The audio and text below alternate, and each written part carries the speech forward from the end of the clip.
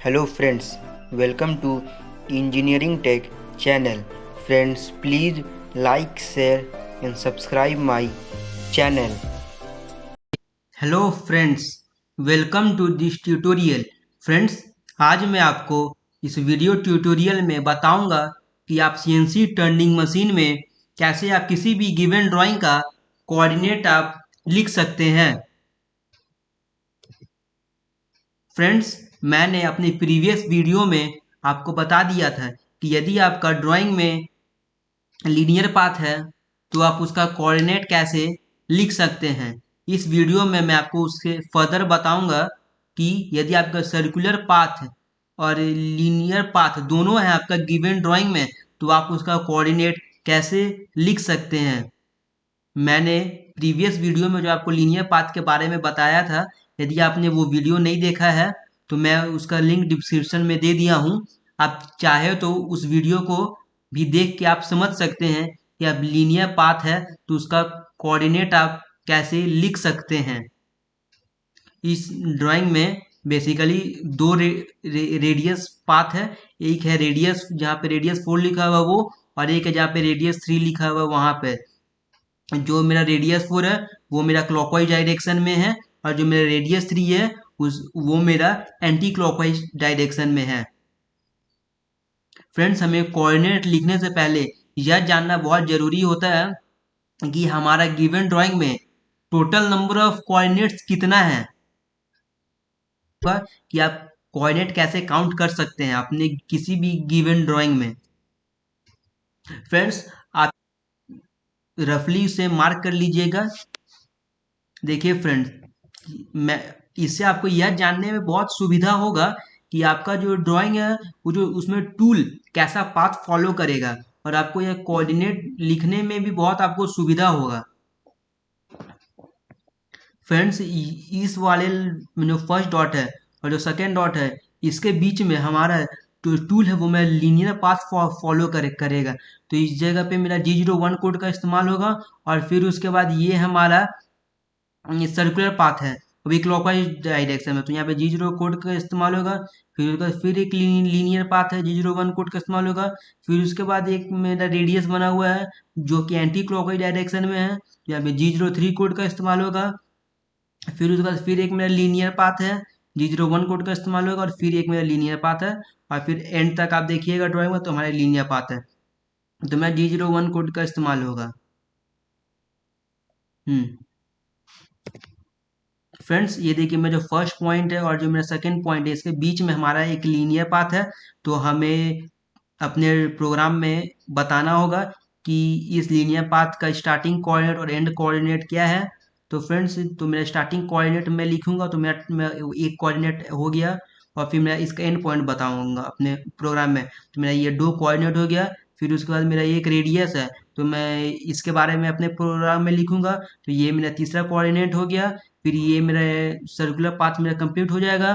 तो उसके बाद फिर एक मेरा लीनियर पाथ है, तो लीनियर पाथ का मैं एंड पॉइंट अपने प्रोग्राम में लिखूंगा, तो मेरा टोटल नंबर ऑफ कोऑर्डिनेट हो गया 4। फिर उसके बाद फिर एक मेरा रेडियस पाथ है, तो मैं इसका कोऑर्डिनेट मैं अपने प्रोग्राम में लिखूंगा, तो टोटल नंबर ऑफ मेरा कोऑर्डिनेट हो गया 5।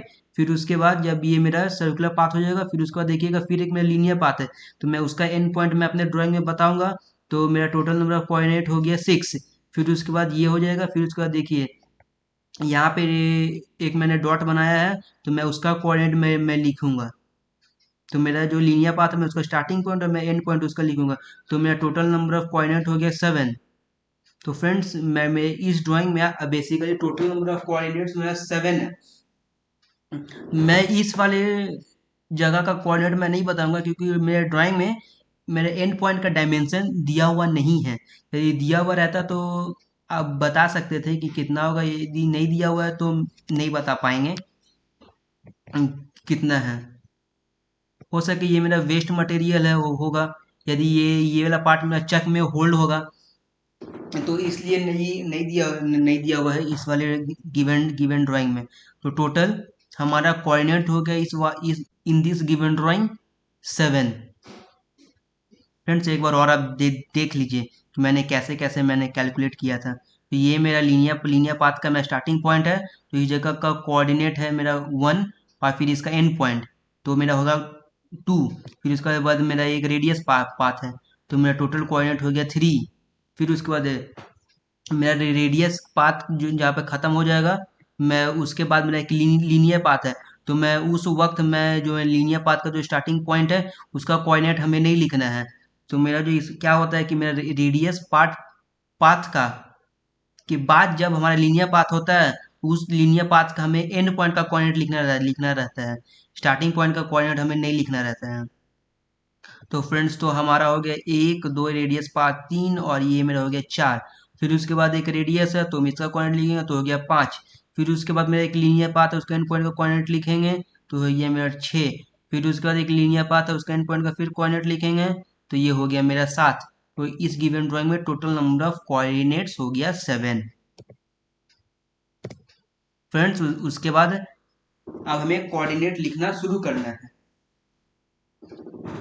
फ्रेंड्स, आप यहाँ पे 4 ठो कॉलम बना लीजिएगा। फर्स्ट कॉलम में आप लिखिएगा पाथ, सेकंड कॉलम में आप लिखिएगा डाया, थर्ड कॉलम में लिखिएगा लेंथ, और लास्टली आप लास्ट वाले कॉलम में लिखिएगा रेडियस। और हमारे जितना भी कोऑर्डिनेट होगा आप उतना ठो अपना रो बना लीजिएगा।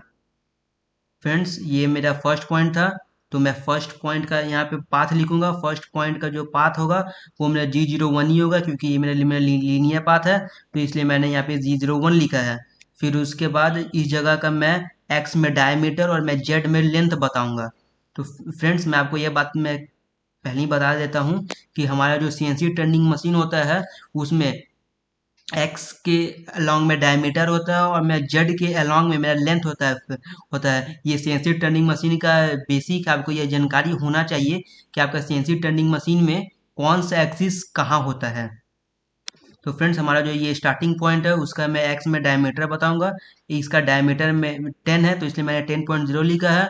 और इस पॉइंट का लेंथ वो मेरा 0 है, क्योंकि यही मेरा स्टार्टिंग पॉइंट है। इस जगह का कोई लेंथ तो बेसिकली होगा नहीं, इसलिए मैंने लेंथ वाले कॉलम में मैंने 0.0 लिखा है।